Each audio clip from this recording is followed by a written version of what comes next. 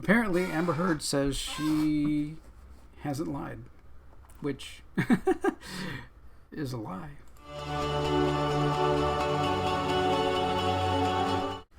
Hey, this is Tom, Tom Talk Show, and I saw this article. Of course, Amber Heard finally came out today and did an exclusive interview with NBC, I think it was, and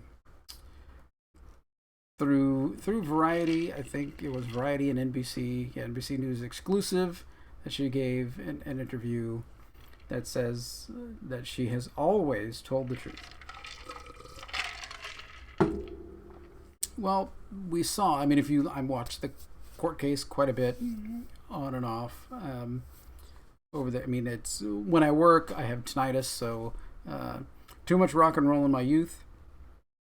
But I was able to, watch, listen to it go on while I'm working and stuff, and just kind of left it on in the background and stuff. And different things would happen, like Vasquez would come up with amazing points and amazing things, and just lock her into something that she couldn't back out of, and that Amber got kind of trounced on the stand, which was pretty amazing, pretty comical almost, and which is sad, which you don't want anybody to be put in that position, to be kind of almost ridiculed on the stand. And it's very difficult.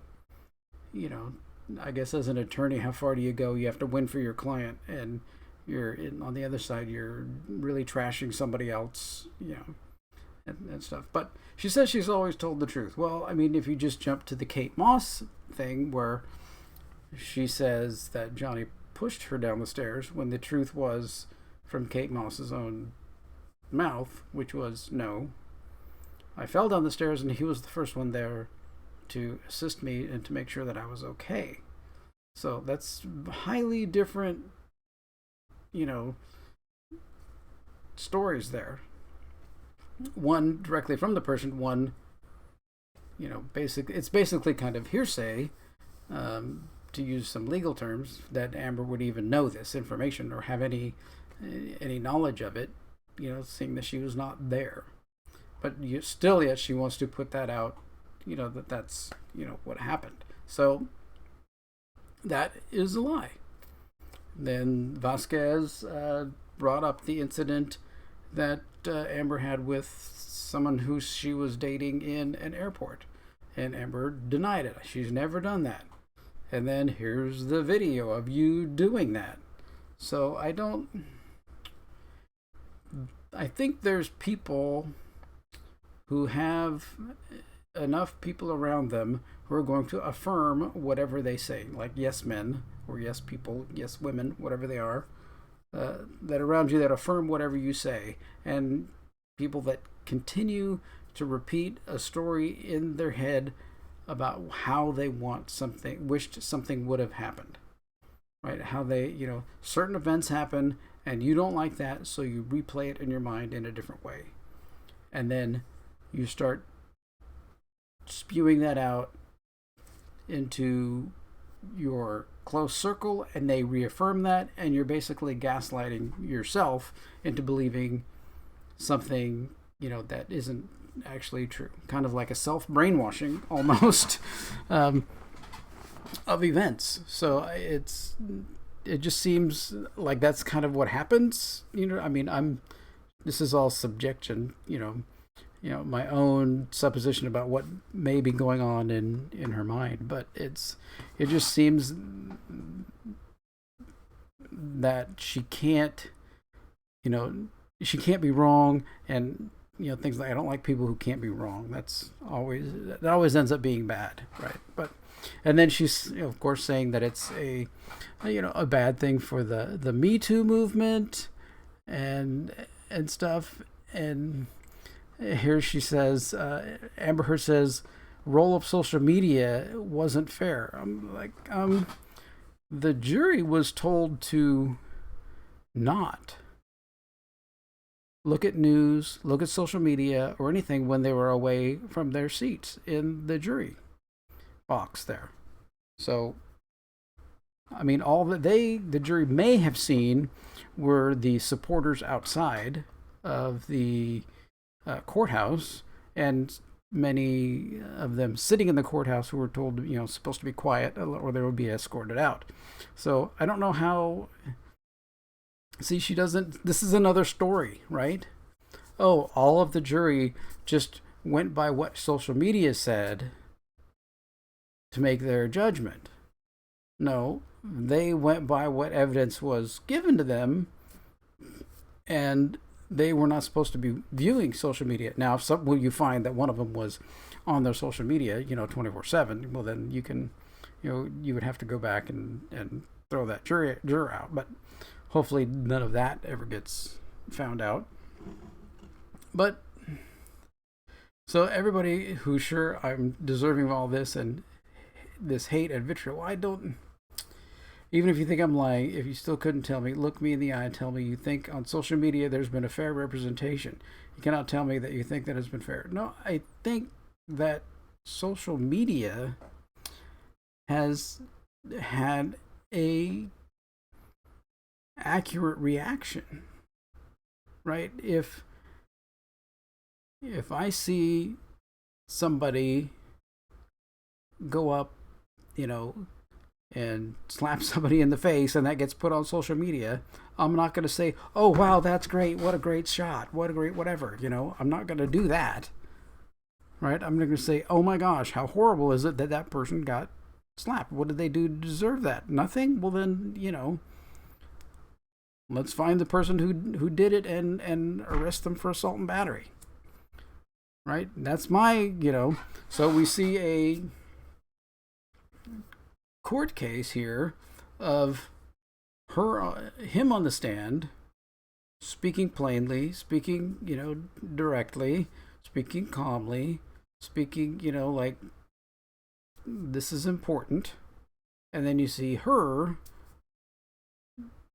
with just the facial twists and manipulations, and then when there's a objection, turning that off, and then when the objection is over, turning it completely back on, and just drove in the point that all of that she was doing on the stand was an act, right? You don't think that people out in the world who are watching that can't see through it. You don't need to be, a complete body language expert to understand that and to see that happening, right?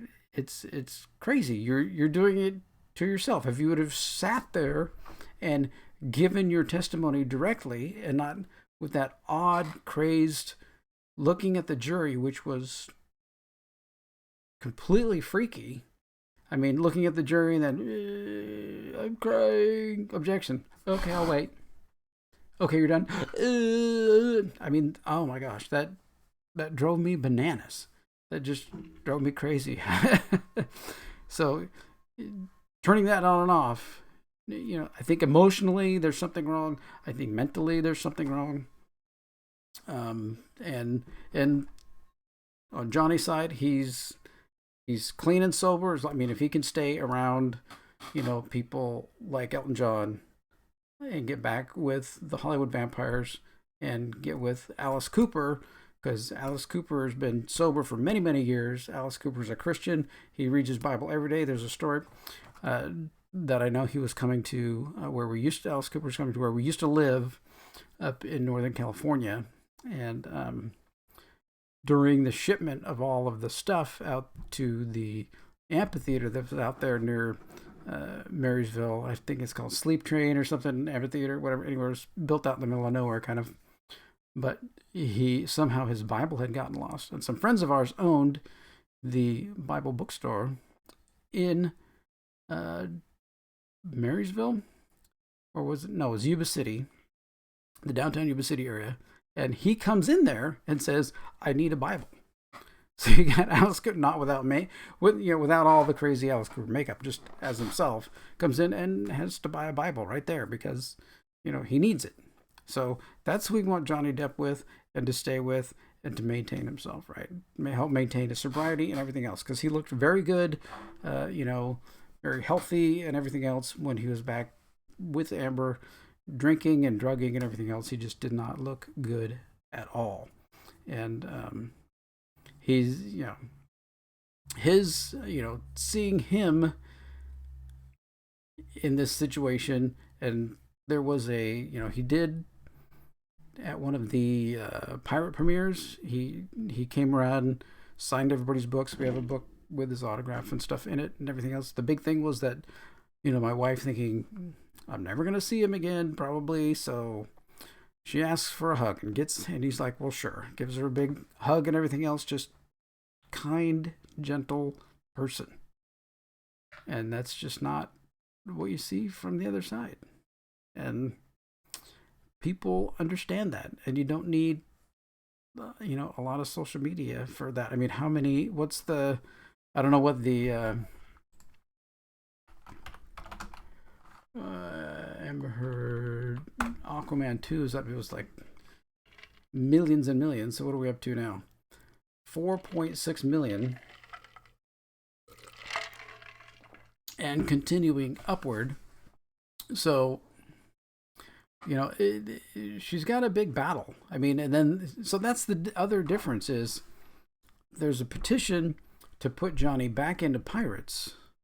And there's a petition to get Amber Heard removed from Aquaman.